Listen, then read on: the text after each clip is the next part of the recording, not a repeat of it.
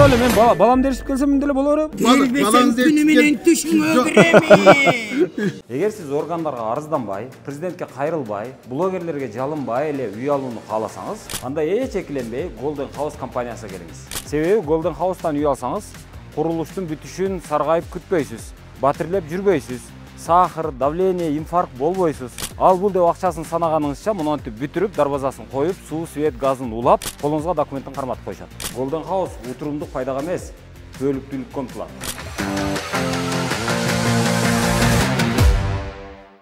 Достор, саламатсыздарбы? Аты жөнүм Ыдырыс Исаков. Мен бүгүн Оштомун, Ош улуттук драма театрындамын. Азыр Ош улуттук драма театрында Гарри Поттердин эртең 17-18 ноябрда боло турган спектакли бар экен. Ошого даярдык болуп атат.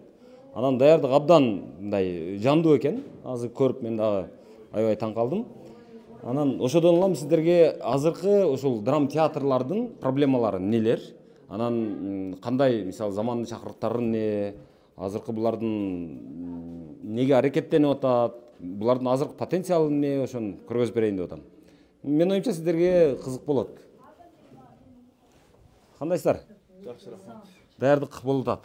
Мен азыр кечиресиздер, мына ушул даярдыгыңыздарды элге көрсөтүп бергим келип атат. Кандай түйшүк менен ушул спектакльдер даярдалат? Ошону көргөзүп бергим келип атат. Азыр сиздер мен түшүнгөнүмө караганда Гарри Поттердин тууралуу спектакльге даярданасыздар.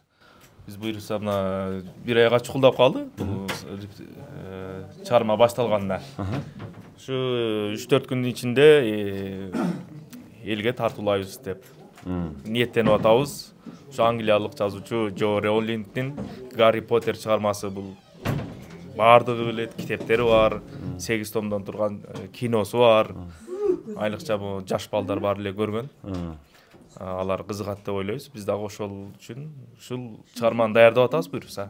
Урматтуу боордоштор, Орусияда Айдент аттуу клиника бар. Ал клиникада накта өзүбүздүн дарыгер жигит кыздар эмгектенишет. Ошондуктан Айдент клиникасына эч кооптонбой кайрыла берсеңиздер болот. Бардык 12 мүчөңүздүн саламаттыгын камсыздоо үчүн бул клиника жалаң жаңы жабдууларды жана адистердин эң мыктыларын топтогон. Клиника апта бою таңкы 9-дан кечки 9-га чейин эс албай иштейт. Дареги Москва шаары, Текстильщик метросу, Люблинская көчөсү 17, 3-корпус. Баса, менин атыман барган бейтаптарга арзандатуусу да бар. Айдент сиздин саламаттыгыңыздын сакчысы. Ошол үстүндө иштеп атабыз да. Канча күндөн бери даярданасыздар? Айтып өттүм го. Бир ай болуп калды, же бир айга. 20 күндөн ашты да. Даярдыгыңыздар кандай, өзүңүздөргө ишенесиздерби? Эми болушунча эле аракет кылып атабыз. Эми ооба. Профессионал театр болгондон кийин биздин продукция дагы жогорку сапатта болушу керек. Келген көрүүчүнү иренжитип албагыдай болуш керек.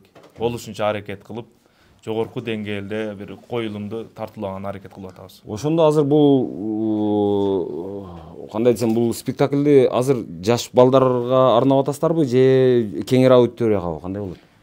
Негизинен бул чыгарманын көрүүчүлөрү жаш балдар, бирок чоңдор деле, студенттер деле кызыгып көрсө керек деп биз ойлоп атабыз негизи. Өкүнбөйт деп ойлойсузбу? Өкүнбөйт, аларга үчүн дагы кызыктуу эле болсо керек. А сиздин эмеңиз эмне, персонажыңыз? Менин персонажым бул Гарри Поттердеги Хагрид токойчу. Ол ушул Хагридти жаш кезинде асырап, бакмач ата энесине берип, ушу тарбиялап, чоңойтуп, ушул сыйкырчылык, көз боочулук мектебине алып келген Хагрид бул оң каарман. Ошонун эң жакын досу, мындайча айтканда, Гарри Поттердин дайыма колдоп, коргоп жүргөн. Эсиңиздерде болсо, мен мындан бир 3 жыл мурун бекен, же 2 жыл мурун бекен ушул драма театрдагы абалды көрүп, абдан сындап, өкүнүп, сөгүнүп кеткен элем. Азыр кандай абалыңыздар? Абалы буюрса жакшы эле. Өзгөрүш барбы кичинекей? Ооба. Өзгөрүү бар. Үтүк барбы, үтүк мына эмеңиздерде? Мен үтүгүңүздөрдү абдан Ар бирибизде холодильник бар. Рахмат. Ар бир кабинетте холодильник бар, тефаль бар, микроволновка бар, Кудайга шүгүр. Иш. Эң негизгиси мындай иш бар экен да. Көп жанагы мындай олку-солку иштер көбүнчө бекерчиликтен чыгат өзү. Коллективде бекерчилик эле болбосо, иш эле болуп турса жакшы болот барды. Аябай жакшы иштеп атышат.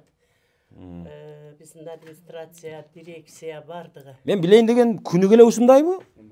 Иш процесси, иштин ыргагы күнү келе ушундайбы? Спектакль бул тиги иштелип чыгып аткандан кийин сөзсүз күндө ушундай. Булар саат 8-тен келип иштеп атышат еще артисттер. Себеби азыркы чакырылган неменин режиссердун убактысы аздыгына байланыштуу эртең мененки 8-тен кечки саат 8-терге чейин иштеп атышат. Ооз ачарды да ушул жерден ачып атышат. Абеттегилер да ушул жерден абет кылып атат, орозо тутпагандар. Кудайга шүгүр жакшы.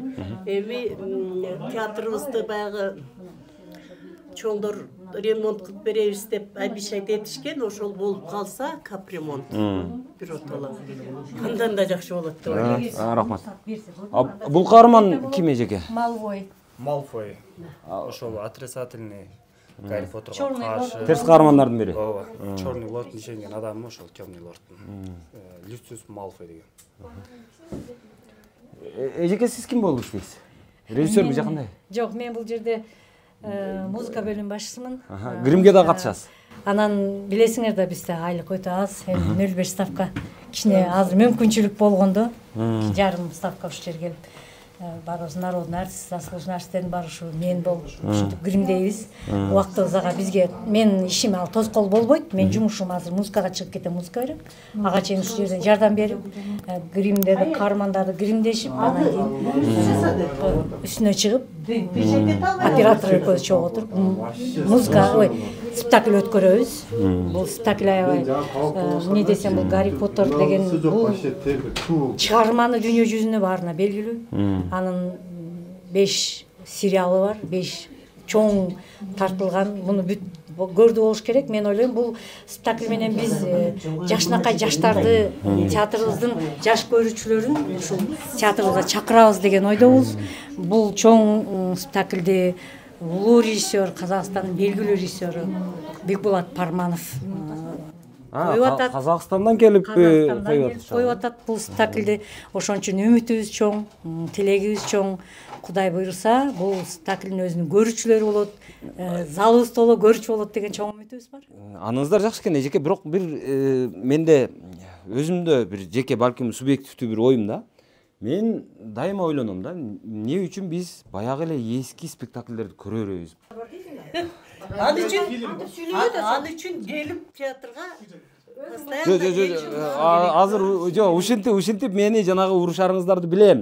Сен өзүң келбейсиң дейсиздер, бирок мени келтире турган, мени кызыктыра турган азыркы жаңы чыгармаларды айтып атам да. Мен үчүн актуалдуу чыгармаларды. Мисалы мен байыркы Мен үчүн актуалдуу чыгармалар, мисалы Манас, мисалы Манас же Семетей деп эмес, илгерки баягы жомоктор деле эмес. Мен мисалы азыр мен жашап аткандагы проблемаларды көргүм келет да. Мисалы азыркы наркоманияны, миграцияны, коррупцияны, мисалы ушуларды азыр көрсөтүп берсеңиздер болот беле деген. Ооба, Идрис мындай. Азыр эжеке. Идрис мындай да. Бул деген мурун ошол учурунда 20-кылымда, 19-кылымда бул драматургия аябай өнүккөн да.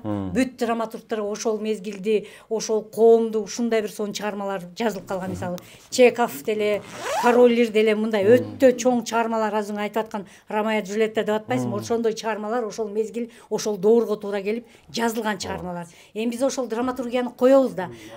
Театрда сонун нерсе чыгарма, жаңы сен айт, ушул коомго керек драматургия болушун, драматургия жазылыш керек. Бир сонун сценарий болуш керек бизге. Анан бизге ушундай сонун бир драматург, жаш драматургтар ушуну жазса, ушуга бир көңүл бөлүнсө, ар бир театр коет да. Ошонучу миграцияны койгубуз келет.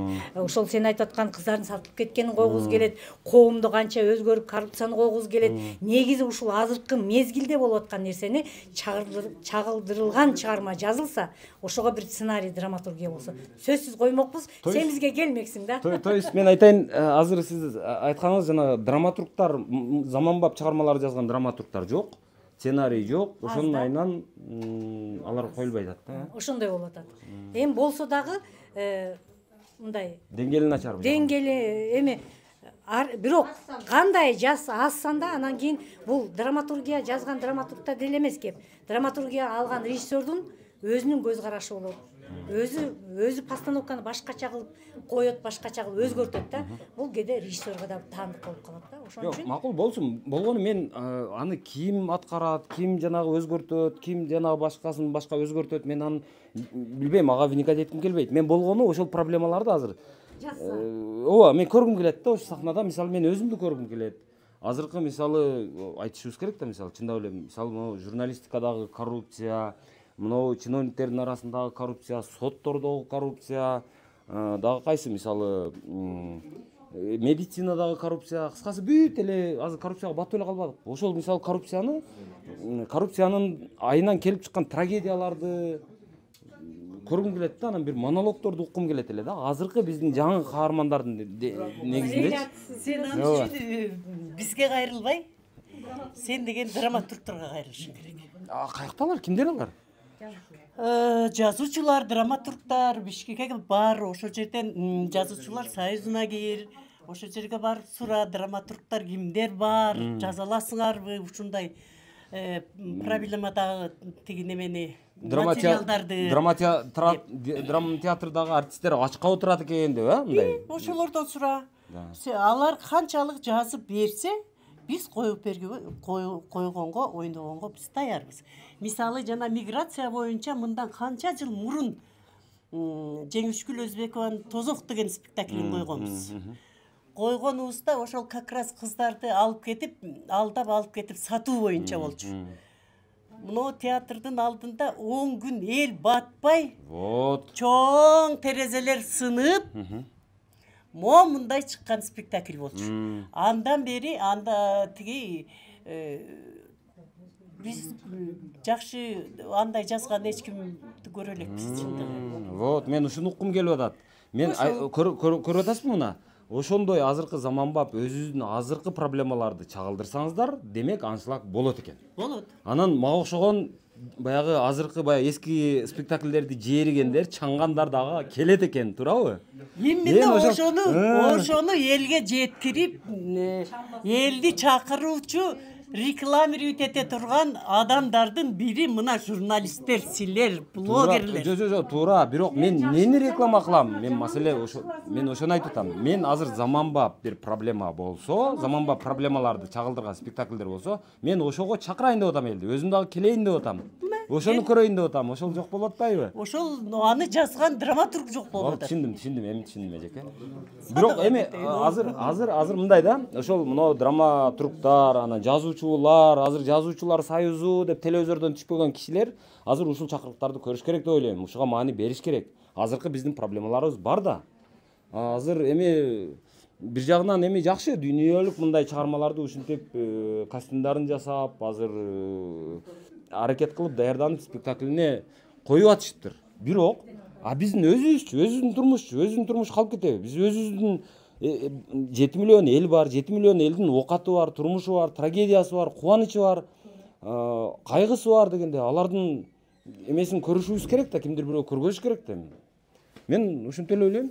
Керим мырза, саламатсызбы? Салам алейкум. Жакшы, келип калдыңыз. Жакшы. Иш кызуу болуп аттыр, көрдүм азыр. Даярдык жакшы экен. Азыркы жанагы мен эсиңизде болсо керек, сиз деле көрсөңүз керек. Мындан бир 2-3 жыл мурун келип аябай зээним кейип сөгүнгөнгө жеткен эмесмин эми мындай этикадан улам элечи, бирок сөккүм эле келип кеткен да. Аябай келсең эч нерсе жок, бардыгы нааразы, коллективде ынтымак жок, азыркыдай жадырап, жайнап, күлүп, жайнап мындай эме кылып иштеп аткан эч ким жок эле да. Азыр бир жагынан азыр ушинтип бир ушундай атмосфераны түзүпсүз, аныңызга рахмат азыр. Бирок кандай болуп атат эми иштин жылышы? Иштин жылышы азыр өзүңүз көргөндөй биз ошо актуалдуу тема издеп көп неме болдук да, ошол өспүрүмдөр көргөн, дүйнөлүк бүт немесине маалыматы бар. Ушу теманы да алып биз театралдаштырып көрсөк, балким көрүүчүнү биз сахнабызга тарта алабызбы деген ушундай ойдон улам. Ушу Гарри Поттер деген чыгарманы биз сахналаштырып атабыз. Муну өзү киносу менен белгилүү. Бирок театр сахнасында кандай болот, кандай ийгиликтерди жаратат, ал көрүүчүлөрдү тарталап тарта албайбы? Эми болот турган нерсе. Өз негизи ушундай. Анча сиз айтып атпайсызбы театрда мындай жандануу деп. Театр эми өтө бир жогорку деңгээлге чыгып, бардык маселелердин баары чечилип кетпесе дагы, жамааттын ичинде бир топ мындай ишке умтулуу, бир жакшылык, болот экен дегендей бир мындай аракеттер бар. То иштер жасалды, эми дагы жасала тургандары бар. Негизинен ушу биздин театр азыр капиталдык ремонт күтүп жатат да. Себеби бул жерде эң көйгөй отопление, жылытуу маселеси өтө көйгөй. Суук экен ал. Суук азыр деле суук, анан кышы менен мындан да суук болуп, көрүүчүлөр көбүнчө ошо жылытуу системасына. Бул ушу 90-жылдарда бузулган система иштеген эмес да толукча. Анан ушу Кудай буйрса жакында ушул жылытуу системасын ремонттоо иштери башталат. Анан ремонттоо иштери бүтүп, капиталдык ремонттор бүтсө, биздин ушу театрдын жамаатына, анан көрүүчүлөргө иштегенге, келип эс алганга шарттар жакшырып калат. Аныңыздар жакшы экен. Азыр мисалы ремонт бүтсө, иштегенге шарт түзүлсө, артисттер бар экен, мына иштеп атышыптыр. Азыр мен булардын мындай энтузиазмды көрүп атам да. Бирок азыр булар айтып атышат, мен өзүм баягы эле проблеманы айта берем да, мен дайыма айтып келем ошону. Не үчүн биз өзүбүздүн заманбап проблемаларды спектакль кылып чыгарбай атабыз депчи. Мен азыр туура мен бир жагынан түшүнөм, жанагы ал үчүн атайын драматургтар болуш керек, ал пьесалар жазылыш керек. Бирок эмне үчүн ушул жазылбай атат? Эмне үчүн ушу бири-бири менен мындай байланышпай атат? Жазуучулар мындай карасаң Кыргызда жазуучудан көп неме жок өзүчү. Акыркы жылдары Сакты жазып аткандар деле көп. Акыркы жылдары кеп чынын айтыш керек. Чынын айтыш керек. Мен билгенде, мен театрга келгениме 1-2,5 жыл болду, директор болуп. Ушул акыркы 1 жылда, былтыр өткөн жылы атайын театрдын союздарга, анан жазуучуларга акча бөлүнүп, буга чейин бөлүнбөй калган экен, өздөрү айткан, мен чогулуштардан уккан сөзүм айткам. Конкурстарды уюштуруп, атайын баягы мотивация берип, силерди жазсаңар, биз силерге акча төлөйбүз деп. Эми союз малында баардыгы акча менен төлөнүп, баягы жазган чыгармалары китеп болуп басылып, анын гонорарларын өкмөт төлөп, же болбосо театрда чыгармасы коюлса, анын гонорары абдан чоң суммада берилип жазуучуларга, ушундай бир мотивациялык болуп келген да. А кийинки мезгилде ошо драматургия жоголгон да почти биздечи. Эми начар бир драматургия болуп, жакшы чыгармалар көп жазылбай, сейрек жазылып, өлөс абалга келген. Эми акыркы мезгилде ошо акча бөлүп, өкмөт атайын сыйлыктарды берип, мен былтыр көрдүм, чоң эле суммаларды бөлүп, конкурс уюштуруп, бир топ немелерди жаратты. Бирок биз күткөндөй деңгээлдеги чыгармаларды мен көрө алган жокмун. Бирок эми кийинки жылдары балким умтулат. Бул биринчи жылы болду да. Чыгармачылык эми сразу эле жазгыла десе отура калып эле 5-6 саатта жаза турган нерсе эмес. Бир топ убакытты процессти ала турган нерсе. Сиз айтып аткандай ошондой бир актуалдуулукту. Ооба, мен ошону айтып бүгүн бизге керек болуп аткандай нерсе сөзсүз керек. Менде бир кейиткен нерсе бар. Мен постоянно айтам, чогулуштарда да айтып жүрөм, жамааттын астында да айтам. Биз театрлар менен жанакы мектеп окуучуларын, студенттерди бөлбөй, ошону бири-бирин айкалыштырып иштетишибиз керек. Себеби дегенде, ушу театрлар азыр бүгүн ушу мектептин окуучуларын, студенттерди тарбиялоого пайдаланыш керек да. Ал үчүн сиз айткандай бир тарбиялык мааниси бар. Бүгүн биз турмушта көрүп аткан проблемаларды чагылдырган, ушу сезимдерге таасир эте турган чыгармалар сахнада коюлуш керек. Аны ошо окуучулар көрүп, студенттер көрүп таасирлениш керек. Адамдык сезимдер ойгонуш керек. Ошондо жаман болуп кетип аткан болсо, ошол жолдон кайтыш керек. Жакшы болуп кетип аткан болсо, ошого дагы шыктанып, дагы өсүш керек ошондой балдар болсочу. Ошондо театрдын өз функциясын аткарган болот. Ошондой болот, бирок азыр биз эмне үчүн ошол драматургтарыбыз азыркы мындай кыргыз сүйлөп отурса, өтө акылман. Өтө акылман да. Анан бардык нерсеге көзү жеткендей, бардык нерсени кыла алгандай. Анан акча эле акча дейт. Мисалы драматургтар мисалы ушуга бир драмаларды жаза турган болсо, а сиздерден коюлган спектакльдерден бир гонорар сыяктуу болуп, алардын акысы берилеби, бир система барбы ушундай? Мисалы мен драма бир жазайын дейин. Мисалы мен азыр өзүм айтып аткан нерсени өзүм жаздым дейли. Сиздерге көтөрүп келдим. Сиздерден эми мындай сиздер жактырдыңыздар. Анан алып келип бир режиссер аны коюп сахналаштырды дейли. Сахналаштырды, андай система бар. Анан ал жанагы эл келди, билет сатылды. Демек акча түштү, сиздерге киреше түштү. Ошодон сиздер драматургка бирдеме бересиздерби? Беребиз. Ал система мындай закон менен корголгон система. Биз ошо кимдин чыгармасын койсок дагы, биз ай сайын Кыргыз патент деген ишкана бар, отчет тапшырабыз. Биз мына спектакльди койдук, мунун автору бул, режиссеру бул, которгон бул, даже которгонго чейинчи. Эгер орустун же башка элдердин чыгармалары болсо, которгонго чейин жазабыз. Анан алар ошол менен биз 12% сатылган билеттерибиздин акчасынан 12% ошо Кыргыз патентке которуп беребиз. Ошол 12% ошо автордун гонорары катары төлөнүп берилиш керек. Андан сырткары андай драматургтаргачы негизи көп көңүл бурулуп атат өзүнө. Гонорарлар отдельный берилип атат мындай. Өзүнчө. Ал Кыргыз патенттин каналы аркылуу өзүнчө берилет. Сырткары мына жакшы чыгарма жазып бергиле деп конкурс түрүндө мына эң жакшы чыгармаларыңарга мынанча сом, даже мен былтыр билем 300 миң 400 миңге чейин бир чыгармаларга миллионго чейин төлөгөн учурлар болду ошо. Ошондой чоң немелер төлөнүп атат да. Анда биздин эмелер жалкоолонуп эле жатабы анда? Эмне болду? Жалкоолонуп жаткан жок. Биз деградацияга учураганбыз да, бул деградация. Менин оюмча да, жеке менин оюм бул. Мисалы залкар жазуучулар, залкар актерлор, мисалы эгер Советбек Жумадылов, Гүлболот Досунбаев, мисалы Муратбек Рыскулов сыяктуу, Сабира Күмүшалиев сыяктуу актерлор гана бүгүн, Сүймөн Кучукмуров сыяктуу. Туурабы? Чыңгыз Айтматов, Төлөгөн Касымбеков, Сооронбай Жусуев сыяктуу акын жазуучулар гана бүгүн. Андай жок да, биз деградацияга кетип атабыз. Бул баякыл билбейм, мен анын күнөөсүн каяктан чыгат билбейм. Фейсбукта биз мындай окуп отурсаң аябай кыйындар көп го мындай. Ушундай кыйындар аз болуп атат да мисалы. Ошон үчүн билбейм, эми келечек муундан чыгат балким. Бул мен көп ойлойм, ушу баягы эгемендүүлүк жылдардагы тарбиянын бүт окууну, билимди, маданиятты бардыгын таштап салгандын кесепетинен болуп атат го депчи. Азыр эми оңолуп баратабыз го. Мектептерибиз жакшырды, турмуш жакшырды, дүйнөлүк адабияттан, башка нерселерден кабардар болуп, адам өзүнө карап калды, курсак эле эмесчи. Эми будан арака уже мындай бир өсүш, интеллектуалдык жактан, моралдык жактан, руханий жактан балким өсүштөр болот. Кийин келечекте мыкты актерлор чыгат, мыкты жазуучулар чыгат, мыкты драматургдар чыгат. Жок, эми ол келечекте деген менен азыр келечекти күткөнгө убакыт жок болуп атпайбы? Мисалы мен азыр көргүм келип атат да, мисалы биздин азыркы 30 жылдан берки жыйналган окуялардын бир тарыхы бар дейли. Мисалы баягы менчиктештирүү кандай бир катастрофалар менен өттү. Мындай бир чоң трагедиялар менен канча нерселерибизден ажырап калдык. Анан канча үй бүлөлөрдү бул кандай десем бир жок кылып койду да.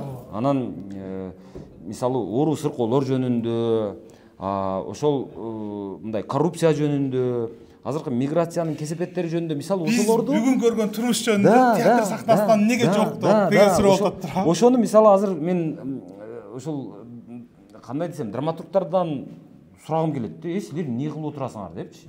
Силер жаза берсеңер болбойбу мисалы. Алып келсеңер болбойбу мына, айланайын, мен жаздым мынаны. Мунаны бир көргүлөчү, мына жарайбы, жарабайбы деп. Эми жаратпаса кичине кошумчалап, жанагындай кылып, көркөмдөп жаратуу мүмкүнчүлүгү деле бар экен да сиздерде. Режиссердун өзүнүн көз карашы менен делечи. Анан алардын акчасын берип атсаңар, андан сырткары өздөрүнөн жанагы ошол чыгармадан деле жанагы бийликтен деле жана кандай десем баягы колдоо болуп атса, андан сырткары өзүнө деле атак даңк болуп атат, имидж болуп атат. Ошол жагы деле аларга киреше алып келет го. Анда алар эмнеге жатат дейм да. Жок, ал жалпылыктан башка нерседен эмес.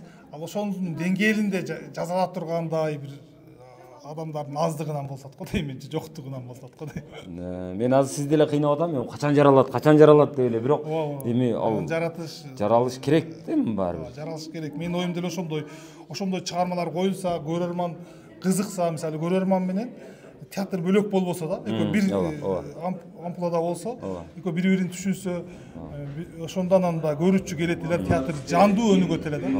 Качан баягы театрга өз бүтү менен көрүүчү басып келбесе, өнүкпөйт экен да театр, баягы зордук таап келип, сиңбейт да, андай нерсенин баардыгы. Ошон үчүн эми биз ошого аракет кылып атабыз, издеп атабыз. Бирок жете элекпиз го дейм магачы. Азыр могу сахнага чакырып атышат окшойт, чакырып атышат. Греб Журдунда, вот. Понял? Да. Вот ему вы греб еще не сделали. Так, пожалуйста. Tamam, мына жерде жыландар бар экен, ушунчалык даярдык болобу, ушунча материал топтолобу ушуга эми? Да, ошондой атат. Буга канча акча кетет эми? Бул мисалы мынанда азыр бөйөнбү, чаянбы, эмне бул? Чаян, жүргөмүш. Муну өзүңүздөр жасайсыздарбы же сатып аласыздарбы? Өзүбүздүн цехтер бар да. Өзүбүздүн цехтер бар, ошондон тигилет. Материалдарын алып, керектүү материалдарды алып алып туруп, ошо менен тиккенбиз. То есть базардан могу кездемелерин сатып келесиздер? Кездемелерин сатып келебиз, ичинде кеткен материалдарды килей, эмне керек болсо, бизде бутафордук цех бар, тигүү цехи бар, мед цех бар, металлический цех бар. Ушул 3 цехибиз бар. Өндүрүштүкчү. Атайын кызматкерлер бар, ошо сахнага гана тиешелүү. Эми бул кийимдерди размерине карап, же өзүнүн образына карап тигүү мүмкүн эмес экен да, эмчи. Базардан алган кийимдердикичи. Эми анан кийимдерди да өзүңүздөр тигип чыгасыздарбы, костюмдарды? Эми айрым учурда сатып алган учурлар болот. Мисалы плащ болсо, плащтан тиге албайбыз го биз. Пальто мисалы, каарман пальто кийиш керек болсо, жаңсыз эме болсо, анда сатылып базардан алган деле учурлар болот. Белгилүү тарыхый нерселер, мисалы англиялык кийимдерди азыр базардан каяктан табасың мисалы. Илгерки байыркы англиялык кийимдерди каяктан табасың. Ошондой ушулар биздин өзүбүздүн Цех иштейт. Өзүбүздүн цех, тигүү цехи тигет. Мына дежелер жүрбөйбү азырдан да. Ооба. Размерлерин карап атат. Кичинерте, чоң болсо кичинерте, кичине болсо чоңойтот, оңдойт. Ушул спектакльга чейин ошондой болот. Дайыма ошол спектакльде ошол мисалы Гарри Поттер деген спектакль коюлду, анан биздин баланска алынат бул. Ошол неме бардыгы кирет, музыкасы бар, бардыгы бар. Складыңыздарда калай берет запас болуп? Складыбызда ушул Гарри Поттердин реквизиттери, отдельный декорациялары, формалары отдельный 3 цехте сакталат. Анан мисалы мен жөнөкөй эле түшүнгүм келип атат да. Мисалы ушул Гарри Поттерди азыр коем деп даярданып атпсыздар. Мунун ушул костюмуна мунга окшогон буюм тайымдарына болжол менен канча акча кетип атат эми? Бир спектакльди койгонго керектүү материалдык чыгындарын айтам да эми, айлыктан сырткары. Айлыктан сырткары 700-800 миңдей кетти го бул Гарри Поттергачы. Ушундай кетеби? Анан ошону актайбы анан? Актайт, эгер чыгарма жакшы болсо актайт. Мисалы бир койгондо эле 50-60 миң акча тапсам бул спектакль ошо бир немеде 1 айда же 2 айда болбойт да, ошо 1 жыл, 2 жыл, 10 жылга чейин, 50 жылга чейин жүргөн спектакльдер бар да азырчы. Кыргызстан тарыхындачы. Кайра коюлуп деле актайт. Коюла берет. Оңдолуп, толукталып, актерлор келсе жаңыдан актерлорду үйрөтүп, ошентип эми классикалык эл көрүүчүгө акыл талап кылган, көрүүчүгө жаккан спектакль болсо ошентип калат. Анан бирок коюлбай жок болуп кеткен спектакльдер деле болот эми. Өмүрү кыскалар. Өмүрү кыска спектакль. Чыгармада бул китеп сыяктуу эле, ыр сыяктуу эле. Кийимдердин баардыгын сиз тигесизби? Ооба, биз тигебиз. 3 кызбыз. Тигип атканда кантип тигесиздер аны? Анын лекаласын алыш керек, бирдеме деп ойлойбуз да эми биз. Лекаласын жасайбыз. Же аны баягы сүрөттөн көрүп өзүңүз? Сүрөттөн эскизден карап туруп анан тигебиз. Эскизде карайбыз, анан бычып, ошол карманга карап, карман кандай роль ойносо ошого карап тигебиз. Кадимкидей ийне менен же болбосо мына жерде машинка бардыгы бар. Машинка бар жок бар, слоя бар. Биз сүйө машинага жакшы шарт түзбөдүк, жакшы жаңы машиналарды алдык. Булардын баардыгына ошо биз тигебиз. Жасаганбыз. Жыландарды. Шарт жакшы, жылуу жакшы, чоң, цехибиз аябай жакшы. Жылуу эле бар? Жылуу, аябай жылуу. Эжеке айлыгыңыз канча жашыруун болбосо? 23. 1,5 ставка. 23 аз экен. Анан ошол 23 миң айлыкка ушинтип күн сайын келесизби? 30-32 жыл болду иштегеним. Ушул жерде. 96-жылы келгем. Ошодон бери иштейсиз? Ушунда бир ай дем алам, келем. Бир ай дем алам, калган күндөрү ушул жерде. Кээде баягы шашылыш болуп калганда суббота базарда иштейбиз. Эми баягы биздин театр ошого. Мисалы бир спектакль жарала турган болсо, ошонун мынау кийимдерин тигип жана башка кылганга канча убакыт кетиресиз? Орточо. Кийимдер эгер даяр болуп Жок, даяр болбой эми мисалы жаңы спектакль коюлуп атат. Жаңы спектакльде эгер материалдар даяр болуп, кемчилик жок болсо 15 күн, 20 күн кетет. Материалдар деген жана кездемелер керектүү жана даяр болсо, материалдар убагында келсе, анан кээде убагында келбей да калат. Ошондо өзүбүз аяк-баяктан эптейбиз. Биринин бирине жамайбыз, же болсо эскини неме кылып, башкача кылып оңдойбуз. Переделка кылып. Жакшы эжеке, рахмат. Канча балаңыз бар? Бир уул бир кызым бар. Жеңил экен да. Алар үйлөнүп жайланган, өзүм эле күйөөм экөөбүз эле. Күйөөм да ушул жерде иштейт. Бутафорный цехте иштейт, олар жасагандар ушулар. То есть анын мындай бир сөңгөгүн күйөөңүз жасап берет, а сиз көркөмдөп көйнөгүн кийгизесиз. Ошондой болуп калабы? Булар ичиндегилерин жасайт. Анан жанагы мисалы үчүн жыландын көз тирпилдерин ушул бутафорлор жасайт. Ошо. Кийим тигет. Мен аны түшүнөм, бирок күйөөсү эми ошону мындай эме кылып берет экен да. Ошондо эми связь бир связь. Биз сыртын тиксек алар ичиндеги темирлерин жасайт. Мисалы үчүн мына жыландарды жасап аткандан анан баштарын, немелерин, көздөрүн ошолор боеп, ошо бутафорлор художниктер жасап беришет. Экиси бирдей. Рахмат. Мына жыландар ушулар экен да. Мына жеңил эмелер экен, мына жыландар. Ушинтип жасап чыгышат экен да. Мындай таппайсың да базарда. Алар декорационный да, билем. Жана сахна үчүн. Ге мына Идрис Закып келди. Эмесе бу Гарри Поттерден эмелерден, каармандардан интервью алдыңыз. Рахмат сизге. Эмесе ушу жарыя кылганга сизге сөзсүз бир ушу өзүбүздүн сыйкыр эмебизди тартуулайбыз сизге. Сиз ушунун ичин ачып, окуп, элдерди бул жакка чакырып берсеңиз. Сураныч. Сөзсүз премьерага келгине. Так, азыр Балаңызды сөзсүз алып келишиңиз керек. чындап эле мен балам деришип келсем мындай эле боло береби буга? Келбесең күнү менен түшүңө киреми. Сөзсүз келгине. Так, рахмат, азыр Балдарың менен келгине. Киносунда көрсө керек. Эми спектаклин көрөт да. 17-18 март премьера болот экен. Гарри Поттер фэнтези спектакль дейт Идрис Исаков. Жабык көрсөтүүгө чакырабыз дейт. 16 март 2025 жыл Ош улуттук драма театры 16:00 дейт. 16 март баса. Мен туулган күнүмө туш келиптир. Ондакей. Мага белек так болуп калыптыр. Рахмат. Мен келем буйрса. Биздин сыйкыр таягыбыз менен ушундай туулган күнүңүзгө туш келип калыптырбыз. Ооба, рахмат чоң. Мен келем буйрса. Бала чакаңызды, үй бүлөңүздү алып келип көрүп кеттиңиз. Рахмат. Аябай каалайбыз. жакшы мындай бир берилгендик менен даярданып атат окшойсуздар азыр. Азыр агайыбыз ошол Алматыдан келди. Астана. Бекбулат Парманов деген агай. Ошол атайын чакыруу менен келип ушул бир ачылыш жасап кете турган болуп атат. Биз ошон үчүн болгон күчүбүз менен ушу спектакльге даярданып, Кудай буйруса 14-ндө Хутсөткө тапшырабыз. Анан кийин 16-сында Хекке тапшырабыз. Анан 17-18-ндө элге тапшырабыз. Рахмат. Ийгилик каалайм. Тараза энсинчи дегенде сөзсүз. Рахмат. Азыр бул жерде Казакстандан келген режиссер азыр ушул Гарри Поттер спектаклин коюп атыптыр. Анан азыр эми режиссердун өзүнөн интервью алгым келди да. Десем, азыр колум бош эмес деп атат. Мына карасаңыз, баардыгын көзөмөлдөп, сен мынтесиң, сен антесиң, сен муну кармайсың, мынтип кармайсың деп ушинтип жүрөт.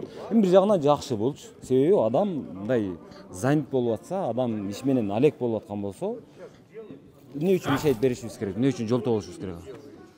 Сон жакшы. Ушундай болуш керек деп ойлойм. Мен драма театрды мен ушинтип эле ойлойт элем да, ушинтип элестетет элем. Анткени бул жерде ушундай атмосфера болуш керек, ушундай иш болуш керек. Адамдар ушундай бир даярдык менен, спектакль менен, репетиция менен алек болуш керек деп ойлойм. Азыр өзүңүздөр көрдүңүздөр. 17-18 ушул Гарри Поттер Ошто коюлат экен. Адашып калбайын, тактап айтайын. Так, 16:00 саат 2-де дешип атат. Күндүзгү саат 2-де, ошондо саат 14:00-дөн башталат экен. Ошо 14:00-дөн баштап келе берсеңиздер болот. Келип көп кетиңиздер. Атайын сиздер үчүн ора болуп, ушунча даярдык менен, ушунча машакат тартып адамдар спектакльге даярданып атышат. Эмгекти баалаш керек го дейм. Жаман болсо жаман деп, жакшы болсо жакшы экен деп, жакшы болсо мактап жакса, жакпаса сындап кетиш керек. Сын дагы керек. Вот кнопки, только лицо должно быть. У змеи должна быть маска. Когда маску делают? Нам маска, я отказываются. Но я заставляю, но у вас же капризные, все народные. Опасно. Вот маски нет у змеи. Да, маски нет. И кнопочки, все. Вот он бы твой костюм, плащ. Все. Спектакль коюш дегендин түйшүгү түмөн турбайбы? Түшүк аябай түмөндүү экен. Бул эми ошол азыр ар бир кийимди ушинтип сен антип ки, мынтип ки, кыска болуп калыптыр. Сенин муну узун болуп калыптыр. Анан мунун кыйшык болуп калыптыр. Муну дагы бир аз көтөр, бир аз түшүр деп ушинтип турат экен да ар бирин, Ооба, бирсине эми обход кылып неме кылып атат азыр эми. Корректировка киргизип атат да бул азыр. Ошол процессти көрдүк биз азыр. Кийимдерди өз режиссер көрүп, ошо образга карап ылайык келдиби, келбедиби, ошонун баардыгын өзү бирсине карап. Анан эми бир эле костюмдан башка реквизиттер бар, декорациялар бар, сахнанын жасалгасы бар, свет бар, музыкалык коштоо кошумча. Ошолордун баардыгы бири-бирине айкалышып, төп келип, анан баягы ошол залда отурган көрүүчүнү бир өзүнүн дүйнөсүнө бөлөп, бир башкача сезимдерге сүйрөп кетиш керек да. Максат ушул баардыгы ушунча кишинин аракети ошого гана багытталган. Анан ошол кээ бир учурда жетет, кээ бир учурда жетпейт өз максатындачы. Анан бирок мен дайыма ушу келген көрүүчүлөргө айтам, бул театр өнөрү жандуу өнөр. Бул фонограммадан ырыгуу эмес, же бир лентадан кино көрүп коюу эмес. Мисалы адам менен маңдайына отуруп алып сүйлөшкөн менен телефондо сүйлөшкөндө эки эмоционалдык айырма болот да. Ошол сыяктуу эле бул дагы өзүнүн адамдардын өзүнүн артист баягы эмоциясын өрүүчүгө түз берген үчүн бул таасирдүүрөөк болуш керек деп эсептейм. Бардыгы да ошондой болсо керек. Сондуктан бул өнөрдү бир мындай жана сиз айткандай бир тематикасы менен жакшы тандап алып, ошо коюлган теманы актуалдуулугун, керектүүлүгүн жакшы аныктап туруп аракетти башташ керек экен да. Анан бир майнапсыз бир жаман болбогон нерсени аракеттенсең, ушунча кишинин эмгеги бир бошко кетиргендей болосуң да, мисалы. Өзү негизи бир жылда канча спектакль коюлат өзү?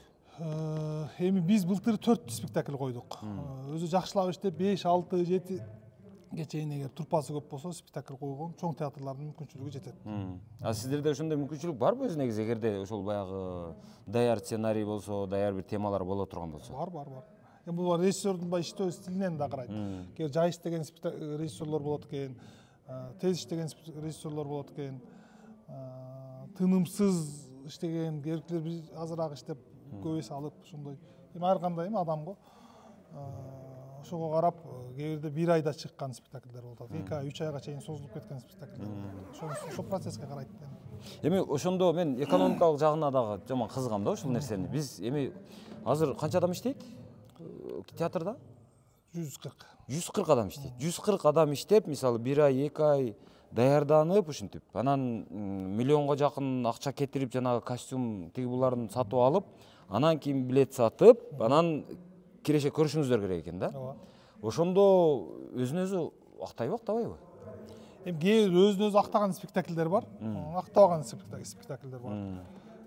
Баягы ошо көрүүчүнүн өзүнө тартып, мисалы биз Мекенин ташы деген Жаныш Кулманбетовдун чыгармасын койгонбуз Манас темасында.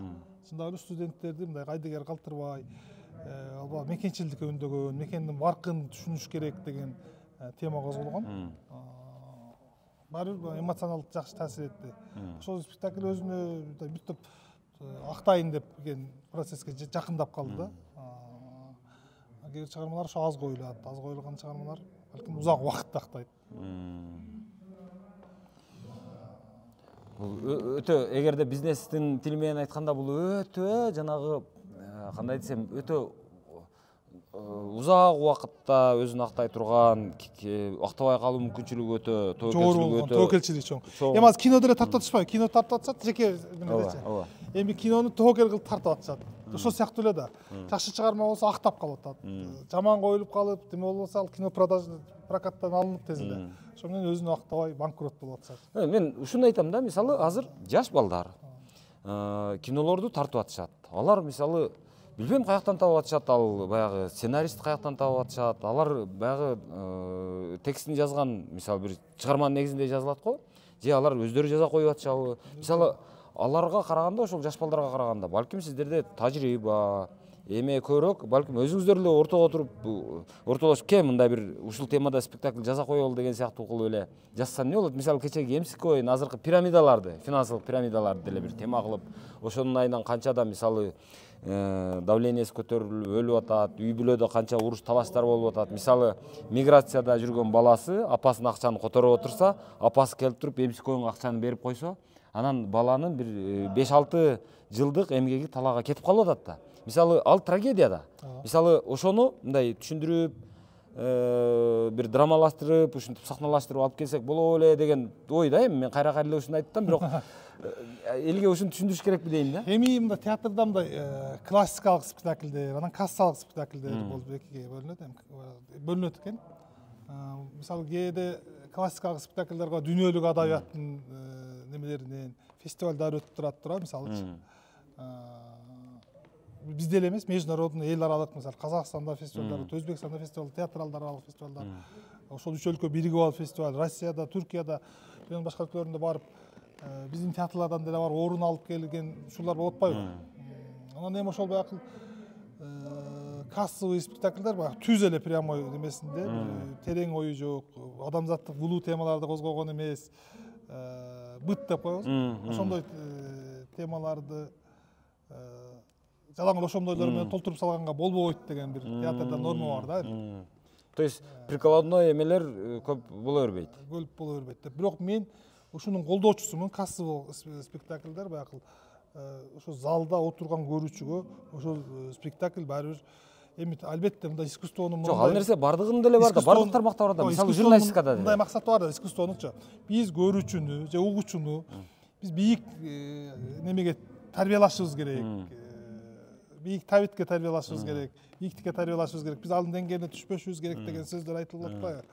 Жок, андай бизде деле журналистикада деле ошол бар да, мисалы иликтөөлөрдү мындай бир аябай сабаттуу иликтөөлөр жасап, мисалы экология темасында, билим берүү темасында же мына жанагы саламаттык сактоо темасында, мисалы бир аябай мындай журналистиканын бардык талаптарына жооп берген, бардык стандарттарга жооп берген эмени, мындай теманы журналисттердин көпчүлүгү ошондойдон бир жылда бирөөн эле жасайт.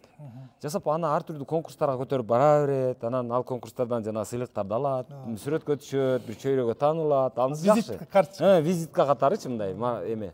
Анан күнүмдүк жасаганы кадимкидей эле күнүгө жаңылык жазат. Мисалычы, мына жерде мынаны өлтүрүп кеттир, мынаны союп кеттир, мынаны зорлуктап кеттир, мына жерде мынча машина кагышыптыр деген эле нерсени жазат да.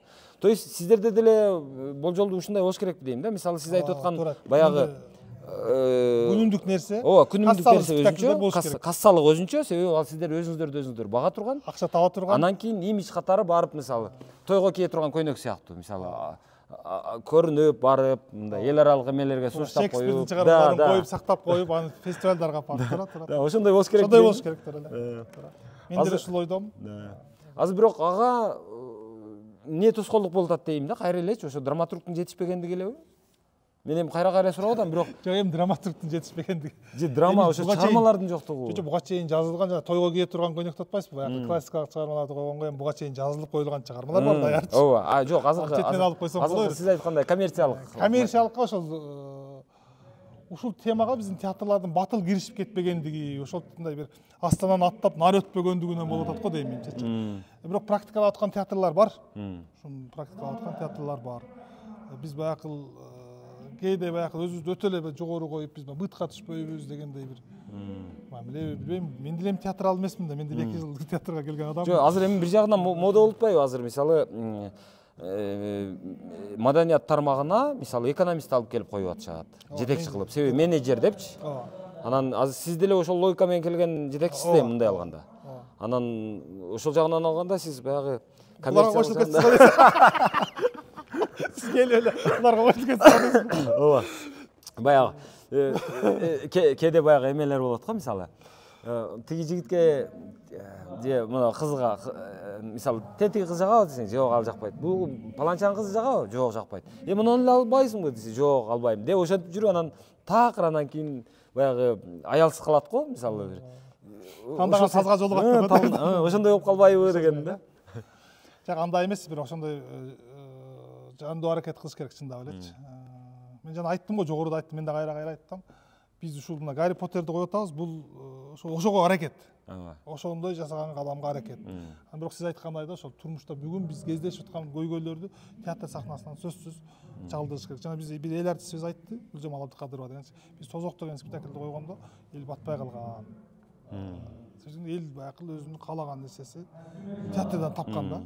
Биз ушу театр сахнасынан ошо элдин көксөгөн нерсесин бере албай атабыз да, мен ойлойм.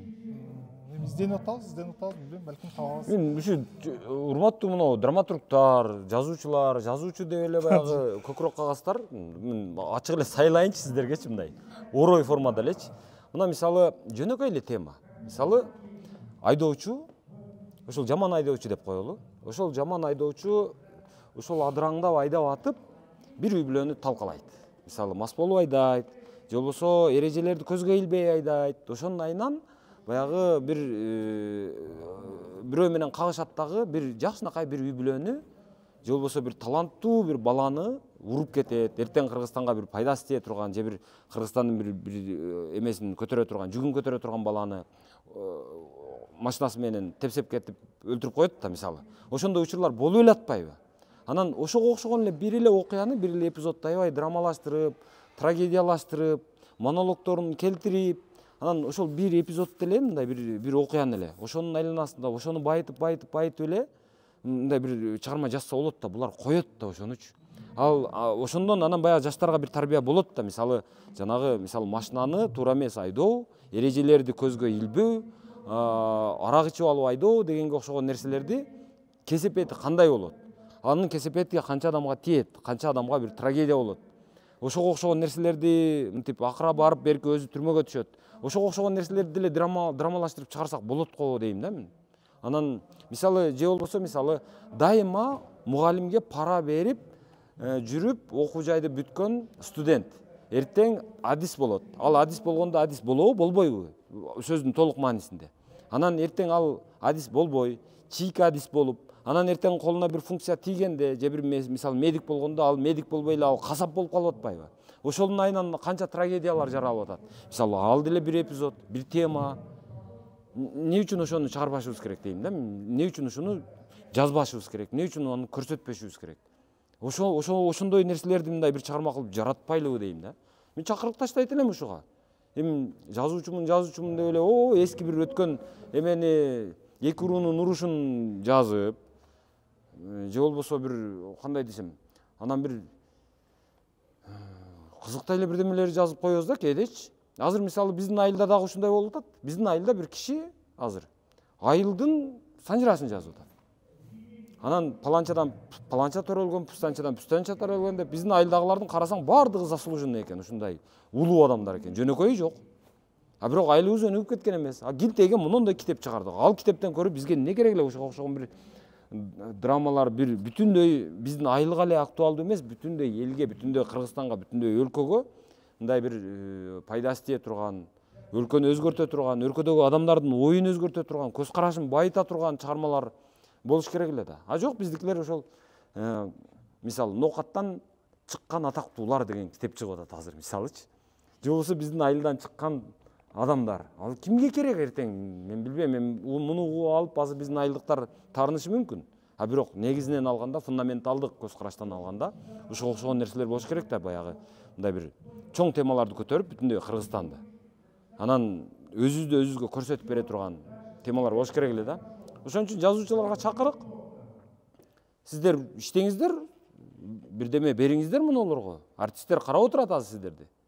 Кана бир жакшыраак бир заманбап чыгарма болсо ошону ойносок, ошол бир кассалуу боло турган болсо, андан биз пайда тапсак, ошону менен катар жанагы элдин көз карашын өзгөртсөк, элдин тарбиялык деңгээлин көтөрсөк деп отурушат. Азыр жазуучулар өзүнчө эле баягы эч ким тоготпой, өзүнчө эле чырсыйып басып жүргөндөйбүз. Балким жаңылсам кечирим сурайм, бирок абал ушундай.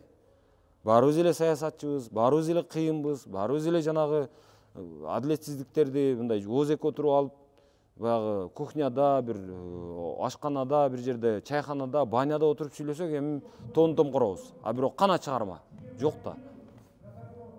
Ошол бар болуңуздар.